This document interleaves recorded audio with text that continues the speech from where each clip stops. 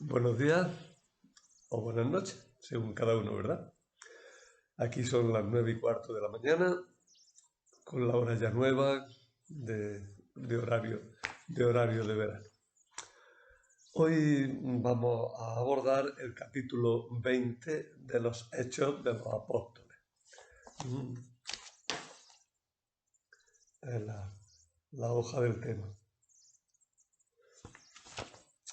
Al principio del tema coloco una división general que luego modifico un poco a lo largo del tema, pero es para que sepamos un poco por dónde vamos. Estamos en la segunda parte del libro de los Hechos de los Apóstoles. Aquí estamos viendo en toda esta segunda parte, que empezaba en el capítulo 13 y que abarca hasta el final del libro, 28, pues en esta segunda parte la titulábamos La predicación del Evangelio a los gentiles. Pero a su vez, esta segunda parte se divide en dos secciones. La primera sección es la que hemos acabado de ver, que es la gran misión o las grandes misiones. Primero, la misión de los antioquenos y después la gran misión de Pablo. Una vez que hemos visto esas dos misiones, pues ahora ya nos toca la segunda gran sección, que es lo que algunos llaman la pasión de Pablo. Es la bajada o la subida de Pablo a Jerusalén y su encarcelamiento y su traslado a Roma, donde acabará el libro. También de esta parte hemos visto ya algo, porque hemos visto los planes de viaje, tal como lo hacía Pablo, hemos visto esos planes de viaje y hemos visto la revuelta de los orfebres de Éfeso, que acababa con una especie de normas de actuación para los jueces que se enfrentaran a los cristianos. Hoy vamos a empezar a ver las despedidas de Pablo que ya se apuntaban en la clase anterior. Y vamos a ver sobre todo también el discurso de Pablo a los de Mileto. Todo es a los de Éfeso, pero lo hace en Mileto. Por tanto, hoy nos centramos en esos temas. Toda esta parte, en realidad, la vamos a dividir más adecuadamente de la siguiente manera. En primer lugar, justificación de Pablo, que ocupa el capítulo 20, que es lo que hoy vamos a ver. Luego, esta misma parte, este capítulo 20, tiene un viaje de Éfeso hasta Tróade, donde Pablo, en una misa, pues resucita a un muerto. Luego de Tróade a Mileto y pasando pues, un gran recorrido por toda Grecia y finalmente todo va a acabar con un largo discurso de Pablo a los presbíteros de Éfeso, discurso en el que justifica su actuación y pues abre camino al futuro, no ya propio, sino de toda la Iglesia. Nos queda ver después el capítulo 21, donde veremos ya el viaje por mar de Mileto a Jerusalén, la llegada a Tierra Santa, allí en Judea, pues subirá a Jerusalén y se encontrará con Santiago. Será un momento importante. Un tercer momento lo ocupan los capítulos 21 al 23 y hasta la mitad del 23. Y en esos capítulos se produce la detención de Pablo. Pablo es detenido y empieza ahí unas situación muy desagradable porque Pablo está ahí prisionero, no acaban de soltarlo, no saben qué hacer con él. Bueno, uno sí sabe muy bien lo que hacer, que son los que quieren matarlo. Pero los romanos, pues ahí están también con determinadas dificultades. Y finalmente, en el capítulo 23, 24 y 25, la segunda parte del 23, veremos el proceso civil a Pablo, veremos el informe que se hace al tribuno Claudio Lisias, el proceso ante Félix, el proceso ante Festo, el proceso ante Agripa II y Berenice, el viaje y, bueno, eso ya es la última parte. La última parte, que ocupa los capítulos 27 y 28, pues contiene el viaje y el naufragio de Pablo hasta Malta. En Malta hay un naufragio, luego desde allí se vuelven a embarcar y ya van a Roma, donde el libro pues se detiene dejando a Pablo allí prisionero. Por tanto, esta es la gran sección que nos espera. Tiene 5 grandes bloques que lo iremos viendo según vaya conviniendo. Hoy vamos a ver el capítulo 20 y ese capítulo 20 nos va a hablar de la justificación de Pablo. La última sección vuelve un poco sobre la marcha, pero ya desde otro punto organizativo. La última sección del libro de los Hechos de los Apóstoles comenzaba con la decisión que tomó en el capítulo 19-21 de volver, de irse a Jerusalén. Se puede establecer una decisión así firme, pero que un poco inesperada. Se puede establecer un paralelo entre esta decisión de Pablo y el camino que va a emprender con la decisión de Jesús cuando decide subir a Jerusalén y emprende el camino para llegar allá. Pero no entramos ahora en desarrollar ese paralelismo porque llevaría bastante. Por otra parte, nosotros ya hemos analizado la revuelta de los orfebres de Éfeso, que acaba con la sentencia del canciller de la ciudad, que anticipa lo que dirán los procuradores romanos en Judea y da como un vademecum, unas normas, unos principios sobre los que deben de trabajar los que vayan a juzgar a los cristianos.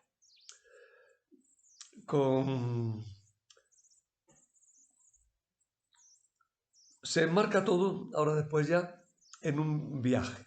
Vamos a emprender un viaje. Pablo toma la decisión de irse, tiene que hacerlo y vamos a ver el viaje.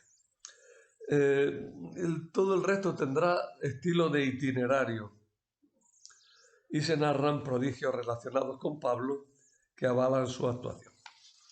Roloff dice que el estilo cambia y que los relatos son ahora largos, todo está muy trabado.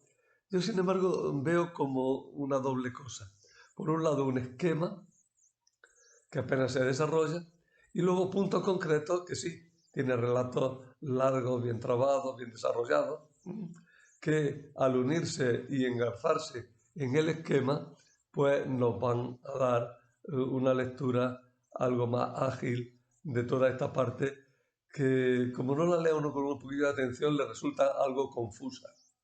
Pues son muchísimos nombres, es una sección con muchísimos nombres. Y nombres de lugar, nombres de personas, un viaje en el que van pasando cosas muchas veces sin saber bien dónde estamos. Como no lo sigas con un mapa, no sabes bien por dónde estás. Por eso os pongo un mapa que ya lo he puesto otras veces, pero es que os puede ayudar, ¿eh?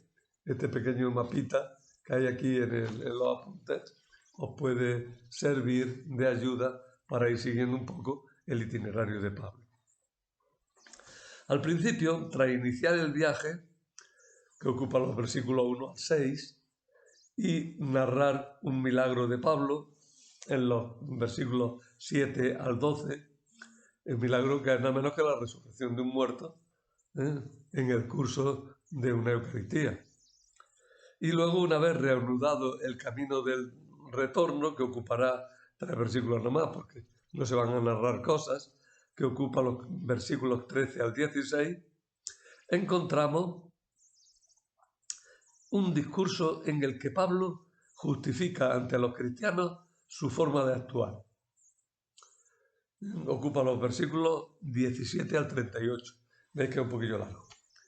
Y luego se contiene el relato de 5 acciones procesales de Pablo ante judíos y romanos que iremos viendo en su momento. No olvidéis que he querido seguir a lo largo de toda la explicación y seguiré destacando aquellas situaciones procesales en las que se actúa las autoridades en favor de los cristianos. El libro acabará cuando Pablo quede en Roma, prisionero, sin explicar por qué. El estilo de esta sección es notablemente diferente del resto del libro. Esto lo tomo de Roth, el que lo dice. El relato está bien trabado, se distingue bastante bien una especie de itinerario de viaje en el que, además de mostrar la existencia de comunidades cristianas en diversos lugares, eso es bonito también en esta parte, porque en esta parte no se van fundando comunidades, sino que se van visitando comunidades cristianas. Es sorprendente cómo en el curso de muy pocos años ya hay comunidades cristianas pues, por una extensión muy grande, por todo Asia Menor, por todo lo que era Turquía, y luego por Judea, y por Siria. Ya sabéis que el libro no habla del norte de África, curiosamente. Aunque nombraba que Apolo, ya lo veíamos el otro día, Apolo era de Alejandría, pero es curioso que no se nos cuente nada de lo que pasara en Alejandría, y el hecho mismo de Apolo indica que en Alejandría ya había comunidad cristiana, ¿no? El estilo, digo, va así, es un itinerario con relatos. Se van insertando discursos, relatos, anécdotas, noticias, formando un todo continuo en el que, eso sí, es muy difícil establecer divisiones netas. Con un mismo versículo hay enganches.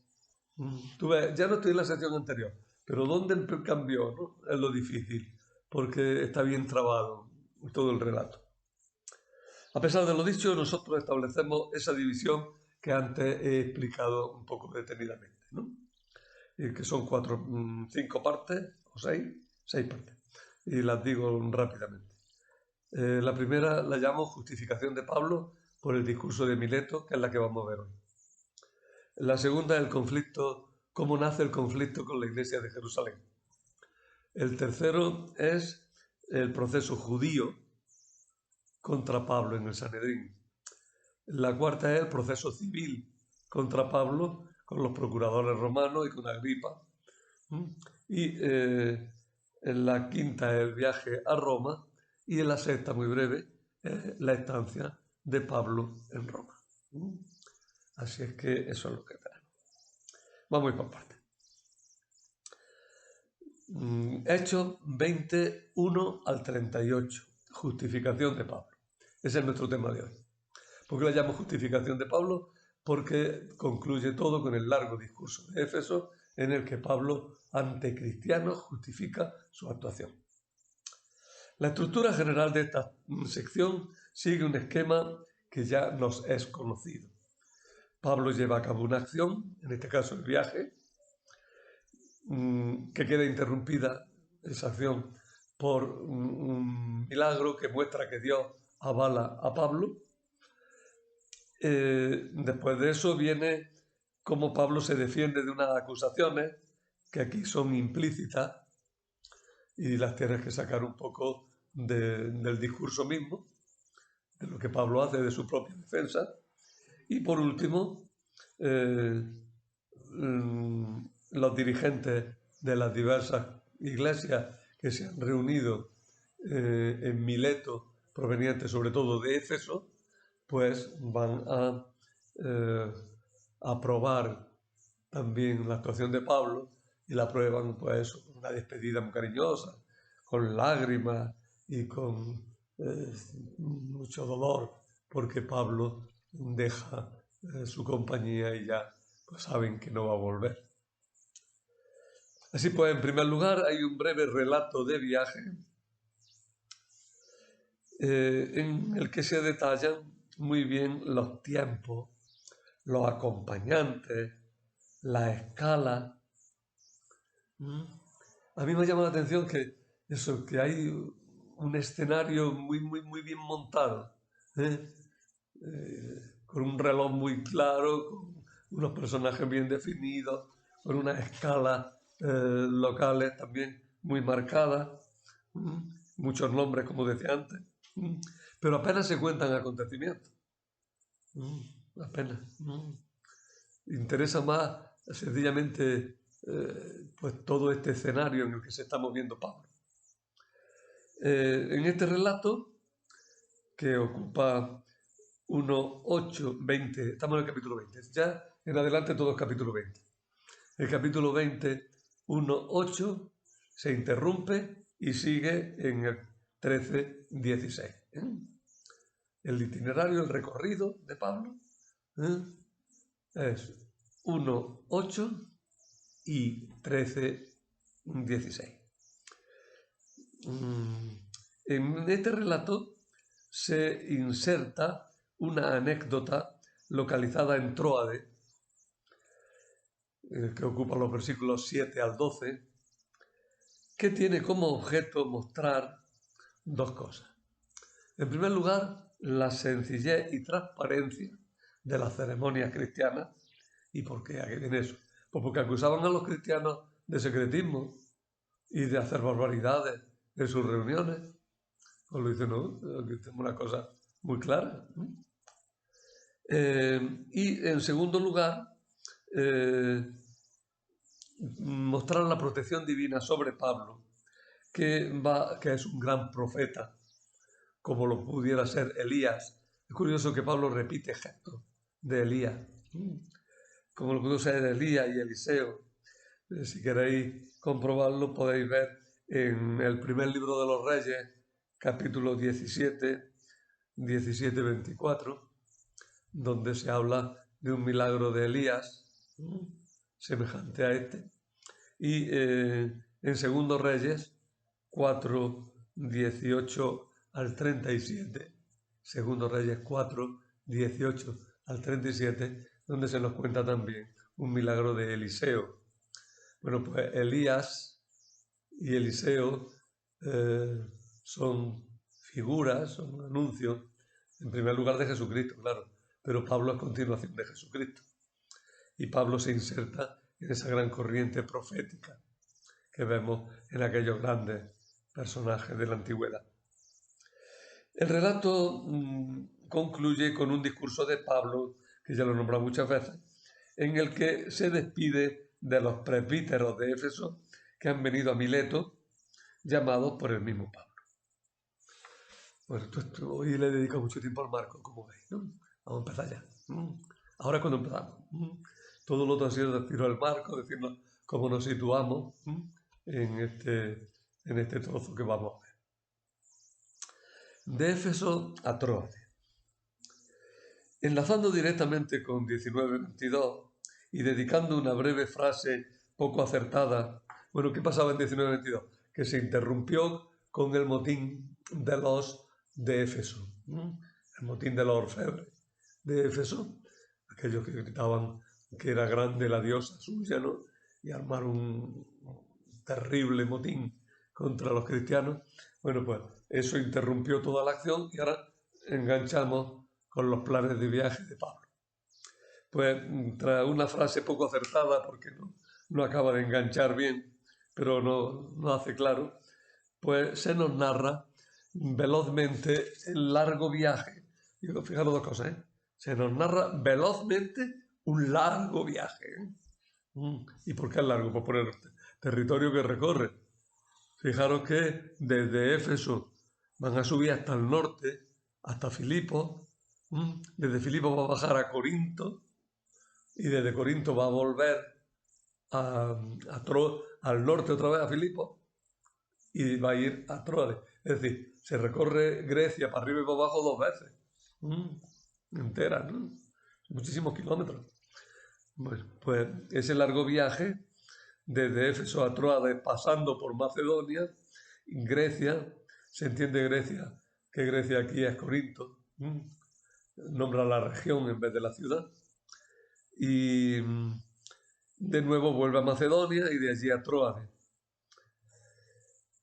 Vamos a reconstruir lo sucedido ateniéndonos solo a lo que dicen los Hechos de los Apóstoles. La mayoría de los libros encontraréis, y de los comentaristas, que reconstruyen los hechos apoyándose en las cartas de Pablo. Yo aquí no he querido hacerlo por 2 razones. Primero, porque exige unos análisis muy cuidadosos que ahora mismo todavía no me siento muy capaz de hacer con vosotros. Y en segundo lugar, porque lo que yo quiero que veamos en esta lectura es lo que dice Hechos, Hechos de los Apóstoles. Y por eso, aunque no coincida o haya que casarlo cuidadosamente con lo que dicen las cartas, para tener una idea histórica exacta, ahora mismo eso no nos interesa tanto. Me interesa saber qué dice concretamente el libro de los Hechos. Bueno, alguna pequeña referencia a las cartas hay que hacer, pero vamos a lo que dice el libro de los Hechos de los Apóstoles. Y esa es la reconstrucción que vamos a hacer. Bueno, pues fijaros, desde Éfeso, Pablo se dirige a Macedonia. ¿Cómo sería eso? Pues como si de aquí fuéramos a Burgos. Como si de Jaén fuéramos más al norte de Madrid, ¿no? O sea, un viaje que para hacerlo andando. No sabemos, por otra parte, si lo hizo andando por tierra o parte de ese viaje lo hizo por mar. No lo sabemos, no lo dice. Pablo se dirigió a Macedonia y no sabemos si hizo todo el viaje por mar, que es lo más lógico, porque es lo más rápido y lo más cómodo. Por tierra es un viaje duro. Allí en Macedonia se detuvo algún tiempo visitando Filipos. En 26 se nombra Filipos concretamente. Fijaros que en este itinerario es curioso que tiende a decir más. Tiende a decir más las regiones que los lugares, que las ciudades. No sé muy bien, bueno, porque quiere dar la impresión un poco de que Pablo abarca un terreno amplio. Bueno, pues desde Éfeso va a Macedonia, luego desde Macedonia, desde Filipos en concreto, pues hace otro largo recorrido hasta lo que dice Grecia, que es hasta Corinto. Si va por tierra es un viaje muy difícil. O sea que tuvo que hacer gran parte por mar. Pero tampoco lo explica. En Grecia, allí en Corinto en concreto, pues se debió detener, no dice que fuera en Corinto, lo suponemos porque luego de pronto sale que estaba en Corinto. Allí en Corinto se detuvo 3 meses. Se detuvo 3 meses. Un tiempo largo. Y cuando ya iba a salir para Siria, pues tiene que cambiar los planes. ¿Por qué se detiene 3 meses? Pues primero porque querría allí estar hablando con la gente y fortaleciendo las comunidades, pero también porque aquí no era época de navegación. Por tanto, él quería llegar a Jerusalén para la Pascua. Es decir, en la primavera. Quería coger los primeros barcos. Los barcos entonces en invierno no circulaban porque era peligroso, por las tormentas, porque el mar no estaba en condiciones. Tenían que esperar a la primavera cuando ya se calmaba el mar y ya empezaba a hacer buen tiempo y se podía ir en barco. Entonces, Pablo esperó los 3 meses a tener tiempo para irse en barco. Desde Corinto quiere ir directamente hasta Siria, quiere ir directamente, pero se entera de que hay una conjuración de los judíos en contra de él y entonces no sabemos en qué consistía concretamente esa conjuración, ni dónde iba a realizarse. Los autores suponen que pensaban los conjurados actuar en el mar mientras que iban en el viaje o justo cuando llegaran a Palestina. No sabemos muy bien cuáles eran los planes. Lo que sí es cierto es que Pablo decide burlar los planes de la conjuración. Y entonces hace una cosa extraña. Se dirige al norte, a Macedonia otra vez. Desde Macedonia atraviesa el mar, de nuevo los Dardanelos, para llegar a Tróade. Desde Tróade ya ahora sí va a coger un barco en Asos y se va a dirigir a Mileto. No va a ir a Éfeso, no dice por qué, pero algo le pasaba en Éfeso. Y desde Éfeso, pues ya sí, digo, desde Mileto, cogerá el barco y con algunas pequeñas paradas, pues va costeando, dando la vuelta a la costa, ¿no? Porque los barcos de entonces eran eso, de los que van por la costa, ¿no? No me viene la palabra. Eran barcos van siguiendo la línea de la costa para tener apoyo en caso de problemas, ¿no? Meterse en mar abierto y mar profundo lo hacen cuando no hay más remedio y lo menos tiempo que pueden, porque tampoco tienen medios para poder hacer largas travesías sin apoyo en tierra. El caso es que Pablo va enterado de una conjuración de los judíos que no sabemos muy bien cuál será. Se va al norte y desde el norte va a emprender el viaje ahora hacia el sur para coger ya un barco y irse a Cesarea. Por debajo de todo esto, y esta es una alusión de fuera de los hechos, parece que está el tema de que llevaba el dinero de la colecta a Jerusalén. Pablo había hecho una colecta grande y la quiere llevar a Jerusalén. Pero de eso no nos dice nada los hechos de los apóstoles. Así que tampoco me entretengo yo ahora en eso. En cualquier caso, la colecta, si es que aquí en este momento, pues como parece, pues debía ser una colecta bastante grande. De hecho, van muchos con Pablo, y la llevan hacia Jerusalén. Pero vuelvo a decir, la colecta ni se nombra, ni se alude a ella en todo el libro de los Hechos. Lo cual es una de las cosas también sorprendentes, que no se nombre la colecta, que no se nombren las cartas de Pablo. Son cosillas que no se consiguen explicar bien. En el fondo quizás esté dos cosas. Dos cosas. Y la primera es que se quiere mostrar un Pablo que no ha roto con los judíos y que además no ha tenido ningún rechazo fuerte, total y absoluto por parte de los judíos.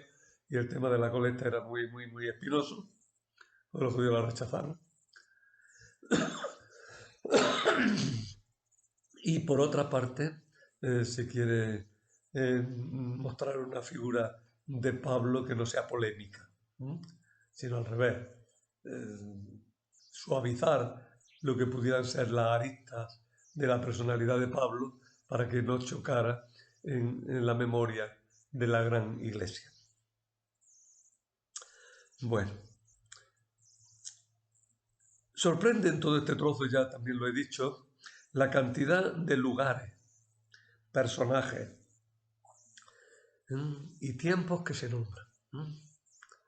Y también sorprende eso, que los lugares generalmente o en muchas ocasiones no sean ciudades concretas, sino que sean regiones.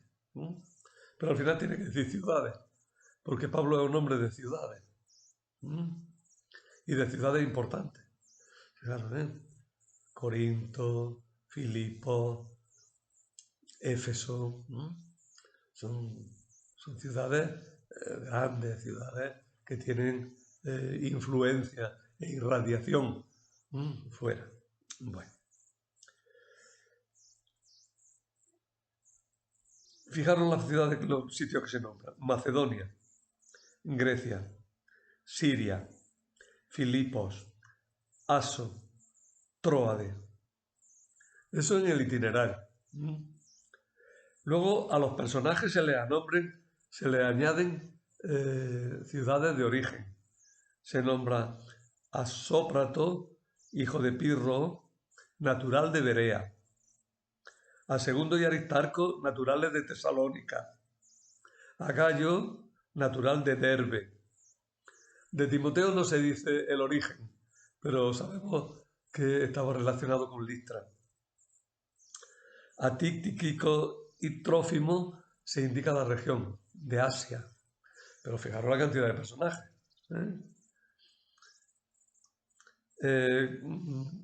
Es por tanto una comitiva grande la que va, ¿eh? Hombre, grande, no es... Pero sí, 8 o 10 personas llevan. Con Pablo, no va de incógnito totalmente. Bueno, pues todo eso unido al uso de la primera persona del plural por el narrador a partir del versículo 5, de 25, nos hace pensar en un esquemático relato de viaje en el que se acumulan las anotaciones y las anécdotas. Claro, se emplea la primera persona de plural. Íbamos, vinimos, fuimos, desde allí nos dirigimos, esperamos. ¿Y por qué eso? Porque probablemente es uno de los acompañantes de Pablo que ha ido haciendo una especie de diario de viaje y para que no se le olviden las cosas que quiere luego desarrollar, pues ha ido apuntando con mucho detalle los nombres de las personas, los detalles acerca de las personas que se pueden olvidar, los lugares concretos por donde pasan. Es un estilo de itinerario que viene muy desarrollado por eso, ¿no? Bueno, ese estilo se va a mantener ya hasta el final, hasta Jerusalén por lo pronto. Luego vendrá otra cosa. El narrador destaca que eran los días de la fiesta de los ácimos. Se dice los ácimos siempre, ¿eh? Fijaros que tanto Lucas como los Hechos de los Apóstoles, la fiesta no la designan por Pascua, sino por ácimos. Aclarando, y porque lo sabéis ya, pero la fiesta de la Pascua dura un día, es la fiesta en la que se mata el cordero, y es seguida por la fiesta de los ácimos, que dura una semana, en la que se come pan ácimo. Pero están totalmente juntas, de tal manera que el día de Pascua se puede llamar el primer día de los ácimos. Están totalmente unidas las dos fiestas. Antiguamente fueron una fiesta de pastores, la Pascua, por eso mataban un cordero, y la fiesta de agricultores, que es la que se come pan nuevo, pan sin levadura, pan ácimo, sin levadura, ¿no? Bueno, pues Pablo quería llegar a Jerusalén para Pascua, o los ácimos, como dice el libro, y estamos, por tanto, justo al principio de primavera, por ahora, por la época que estamos haciendo esta clase, ¿no? Por estos primeros días, más o menos, sería cuando Pablo estaba emprendiendo este viaje, que es cuando, ya digo, se reanudaban las operaciones de navegación por aquellas regiones. Los barcos pues no se podían arriesgar en invierno a las tormentas y ahora en primavera pues ya esperan un tiempo más apacible y más fácil de sobrellevar. También por el frío. No tenían calefacción central. Que muchas veces no pensamos nosotros pequeñas cosas, pero un viaje por mar en pleno invierno, aunque sea en el Mediterráneo, pues es un viaje muy frío, ¿no? Y cómo te abrigas, y encima si hay golpes de mar que te echan agua, y cómo la seca. O sea, la navegación se hacía en invierno casi imposible. Bueno, interrumpimos el viaje, como lo interrumpe el relato. ¿Para qué lo interrumpimos? Pues para contar una cosa que le sucedió a Pablo en Tróade. Dentro del relato del viaje de Pablo que va a Jerusalén, encontramos una pequeña narración en la que nos vamos a fijar un poco detenidamente. la noche del sábado al domingo, los cristianos se reunieron en un lugar discreto, en una sala de una casa de pisos, dice que es un tercer piso. También nosotros, cuando pensamos en la antigüedad romana, nos caemos en la cuenta de que su urbanismo era ya muy parecido al nuestro. Y había casas de pisos, las calles eran muy estrechas, pero por otro lado pues también tenían lugares más parecidos pues a nuestros parques, que generalmente eran parte de fincas de señores, ¿no? El urbanismo se asemejaba un poco al nuestro, pero había casas de 3 pisos, ¿no? Y demás quizás. Pues aquí están reunidos en una casa, en una sala, en un tercer piso. ¿Por qué lo del tercer piso? Primero, pues porque los cristianos al principio se reunían en domicilios particulares donde estuvieran, ¿no? Y segundo, porque por el milagro que nos va a contar, como ahora veréis. El lugar es discreto, pero no hay secretismo. Dice que la habitación estaba iluminada con muchas lámparas. No quedamos bien en la cuenta en la cosa, muchas veces dicen, hombre, es que como era fiesta, estaban celebrando fiesta, o nosotros en la iglesia encendemos muchas velas.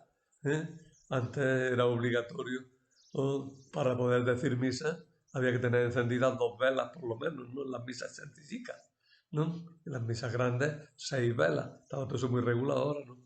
Pero antes estaba muy regulado todo eso. Pues bueno, pues en el principio cuando Pablo se reúne, pues pone muchas velas, porque muchas lámparas, porque serían lámparas de aceite, probablemente, candiles, que decíamos por aquí. Pues serían bastantes candiles para iluminar bien la habitación. ¿Por qué eso? Roloff dice lo siguiente: no se sabe a qué viene la mención de las lámparas. Tal vez para deshacer las sospechas de los paganos que pensaban que las reuniones cristianas se tenían en la oscuridad y estaban relacionadas con ritos obscenos y antinaturales. Es que acusaban a los cristianos de cosas tremendas que ni siquiera voy a contar. De matar niños y de barbaridades, unas cosas horribles. Todo en la oscuridad y engañando y mintiendo. Fijaros que esa acusación de secretismo frente a los cristianos, de una manera o de otra, se sigue manteniendo en algunas cosas. Cuando todas esas cosas de teorías de la conspiración, del Vaticano, que tiene cosas escondidas, que esconde lo que no quiere que se sepa, que el archivo secreto vaticano, y hay unos libros, no, ya las cosas son mucho más sencillas, mucho más simples, y no hay que buscar teorías de la conspiración. Entre otras cosas porque hay mucha gente que sabe las cosas. Y donde mucha gente sabe las cosas, pues pronto las sabe todo el mundo, ¿no? Bueno, pues ya esas teorías de la conspiración existían entre los primeros que acusaban a los cristianos. Y en este caso concreto, pues parece que el que había muchas lámparas está diciendo, oye, que aquello era un lugar que todo el mundo podía ver qué es lo que pasaba. Allí se disponen a celebrar la Eucaristía, a la que se llama fracción del pan. El gesto de partir el pan quedó como definitorio de la Eucaristía. La Eucaristía del domingo se celebró desde el mismo día de la resurrección del Señor. Recordáis que cuando entró el Señor estaban reunidos allí en el cenáculo y que le dieron de comer al Señor, ¿no? Bueno, pues la reunión dominical no es un invento del Concilio de Nicea, ni es por lo de las teorías de la conspiración, ni del Concilio Vaticano II, ¿no? La Eucaristía dominical es del primer momento cristiano. Desde el domingo de resurrección los cristianos nos venimos reuniendo todos los domingos. La reunión normalmente se hacía en la noche del sábado al domingo. Poco a poco se fue retrasando la hora hasta que en la normativa anterior a la actual se prescribía que las misas no podían ser antes de salir el sol ni después de mediodía. Por de ahí que viniera que estaba la misa del alba, que se ponía generalmente a la hora justa en que empezaba a amanecer, decían la misa de los cazadores, la misa de los muy tempraneros, que era justo cuando empezaba a amanecer, y ponían luego la última misa, la misa de una, para los que ya llegaban tarde, que era justo el mediodía, porque como teníamos una hora de diferencia y todas esas cosas, ¿no? O la misa de 12 cuando no había horas adelantadas, ¿no? Pues esas dos misas, esas 2 horas marcaban el tiempo de la misa, porque se había ido desplazando de la noche a la mañana. Pero los primeros cristianos parece que procuraban hacerla más bien en la noche, como luego quedó la vigilia pascual. La vigilia pascual debe de realizarse en la noche.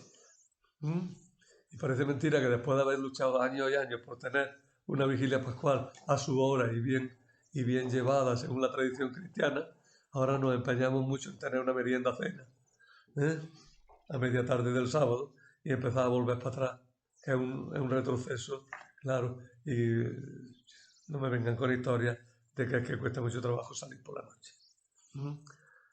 Es porque una comodidad extraña, porque es que además es hasta extraña. Bueno, tampoco hay que hacerla de madrugada, pero oiga, la instrucción lo dice claro, que la vigilia pascual tiene que ser durante las horas en que es de noche. Debe empezar ya cerrada la noche y debe terminar antes de la salida del sol. Eso es lo que está mandado. Y es lo que hacían antes. Es lo que Pablo refleja aquí. Bueno, pues la liturgia comienza con una liturgia de la palabra, de la que no se nos dice nada más que el sermón. No se nos dice las lecturas que hicieron. Pero vamos, el sermón se ve que corresponde a la explicación de la Sagrada Escritura. Y Pablo da una homilía larguísima, ¿no? Como suele ser habitual cuando hay una autoridad religiosa importante.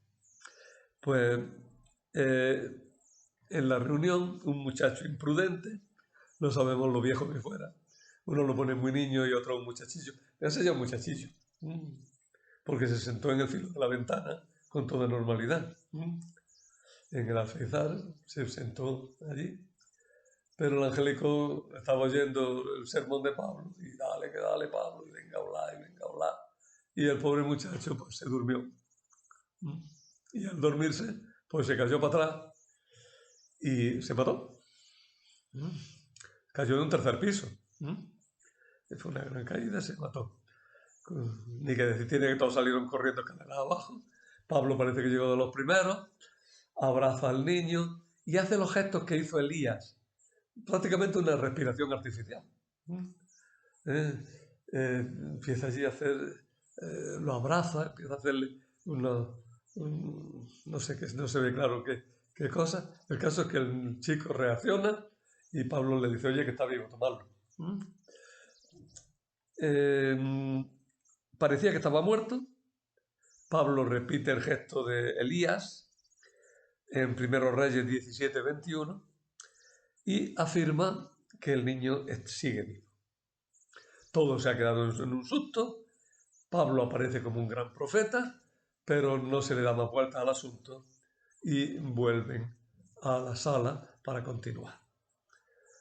Manuel Iglesias, en su Nuevo Testamento, que como sabéis tiene multitud de notas interesantes, pues relata, dice, el relato en primera persona, porque este relato está en primera persona, tiene un interés añadido si se piensa que Lucas, que sería el redactor en primera persona, eso lo añado yo para aclarar lo que dice Iglesias, si se piensa que Lucas, que como médico puede certificar la muerte y la vuelta a la vida de Eutiquio. Bueno, padre Iglesias, es que usted da mucho supuesto. Da por supuesto que es Lucas, que es médico, que está allí delante y puede certificar que está muerto y puede certificar que está vivo. Bien. De todas maneras, bueno, una sugerencia la pongo porque no es una sugerencia disparatada. Pero yo también insisto en una cosa. El relato no quiere ser milagrero. No, no, en absoluto. Más bien casi disimula el milagro. Ahí lo que importa destacar es que Pablo es un gran profeta y que Pablo está avalado por Dios y que aunque pase una gran desgracia, Pablo la va a conjurar en nombre de Jesús. Por tanto, no se trata aquí de un certificado médico ni de un expediente policial para demostrar que el niño está muerto y que el niño está vivo. Se trata de demostrar que Pablo es un gran profeta y que ha evitado una gran tragedia. Y eso es lo que aquí realmente importa. Sigue la narración de la Eucaristía con la consagración y la comunión descrita muy sumeramente como partió el pan y hubo comida. Por tanto, fijaros que la misa tampoco es que pueda tener otro esquema. La misa tiene el esquema fundamental que ha mantenido siempre. Liturgia de la palabra, que acaba con un sermón, liturgia de la Eucaristía, he muerto siempre. Liturgia de la palabra, liturgia de la Eucaristía, que es la fracción del pan, y la comunión. Y eso ya en San Pablo. Es decir, la misa ha tenido pocas variaciones, que creo que además que tampoco puede tener muchas más a lo largo de los siglos.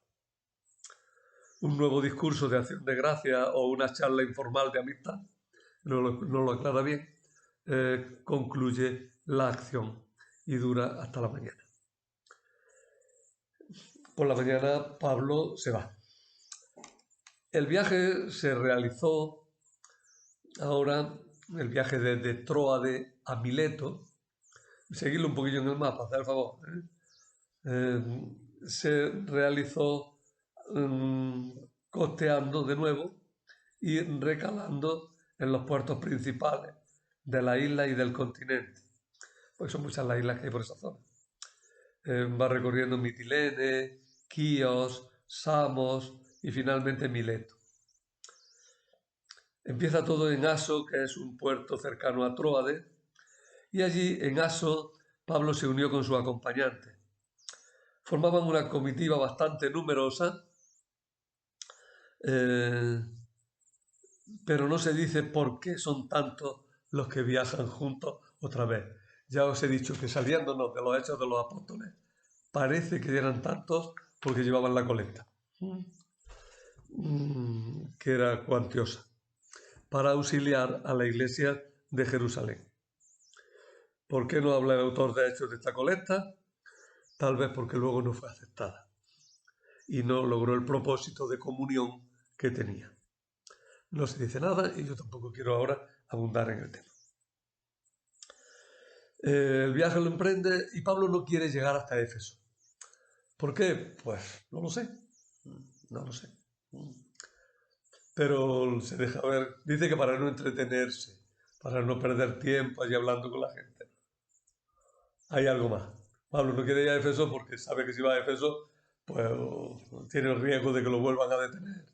Y que si lo detienen, pues hay otro problema serio, ¿no? Entonces Pablo no quiere ir a Éfeso. Además, Pablo quería llegar a Jerusalén para la fiesta de Pentecostés. Ya dije antes que quería llegar a Pascua, pero visto lo visto y todo el recorrido que tuvo que hacer, pues se le demoró más de un mes, casi 2 meses y medio, pues toda la cosa, ¿no? 50 días. Y él quería llegar y dice, bueno, por lo menos que llegue para la fiesta de Pentecostés, que es otra fiesta de peregrinación. Pablo se está comportando como un buen judío que quiere hacer el viaje de peregrinación a Jerusalén. Sabéis que los judíos que pudieran, que tuvieran posibilidad, debían de hacer varias veces el viaje a Jerusalén. Las grandes fiestas de peregrinación eran Pentecostés, era la Pascua, era la fiesta de las tiendas. Pues en esa fiesta los buenos judíos iban a Jerusalén. Pues Pablo parece que está diciendo, oye, que yo quiero llegar a Jerusalén, ¿verdad? Quiero llegar a tiempo, ¿no? Para un Pentecostés. Pablo seguía siendo un buen judío y quería a toda costa evitar ruptura definitiva con la iglesia judeocristiana de Jerusalén y con el mismo judaísmo en general. Es una de las tónicas largas, lo hemos ido viendo, ¿verdad? De todo el libro de los Hechos. Pablo no quiere romper con la iglesia de Jerusalén. La iglesia de Jerusalén sí está enfadada con Pablo constantemente. Le busca las cosquillas. Pero Pablo evita los choques porque quiere evitar el choque además con el judaísmo en general. Pablo no tiene una conciencia clara de división entre judaísmo y cristianismo. El cristianismo es la plenitud del judaísmo, ¿no? Y el libro de los Hechos de los Apóstoles quiere marcar lo mismo, también con esa idea de la religión lícita. Si los judíos son religión lícita, los cristianos lo son, obviamente, porque tienen la religión judía llevada a plenitud. Pues bien, desde Mileto, Pablo envió recado a los presbíteros de Éfeso. Los presbíteros son, como ya sabéis, los dirigentes de la iglesia. Yo soy presbítero, los curas somos presbíteros. Seguimos siendo, ¿no? Ahora, lo que pasa es que en la época de Pablo, la división entre presbíteros, obispos y diáconos, sobre todo entre presbíteros y obispos, no es nítida, no es nítida. Poco a poco se fue haciendo nítido lo que se llama el episcopado monárquico. Hay un obispo auxiliado por un conjunto de presbíteros que prolongan la acción del obispo, que expanden la acción del obispo. Esa estructura tarda en cuajar totalmente. Pero desde el principio las iglesias tienen estructura. Un autor protestante, por cierto, que no son muy favorables. La iglesia siempre tuvo episcopado, aunque no siempre tuviera obispo. Es decir, la iglesia siempre tuvo estructura. La iglesia fue una sociedad organizada siempre. No hay un tiempo idílico en el que la iglesia no tiene organización. Un tiempo en el que cada cual, bueno, no hace falta organización porque todos somos muy buenos. No, la iglesia tuvo organización siempre. En los Hechos de los Apóstoles, por supuesto, ya se manifiesta una iglesia estructurada prácticamente como hasta ahora, hasta el punto de que algunos hablan de protocatolicismo. De que en los Hechos de los Apóstoles tenemos un protocatolicismo. Pero bien, bueno, pues desde Mileto, Pablo envió recado a los presbíteros de Éfeso, es decir, a los dirigentes de la iglesia de aquella ciudad, para que fueran a Mileto, que no estaba lejos, para despedirse de él. Allí dio Pablo un importante discurso que cierra definitivamente su gran misión y expone la postura fundamental del misionero en todos sus trabajos apostólicos. Bueno, me pica mucho la garganta y voy a tener que perdonar.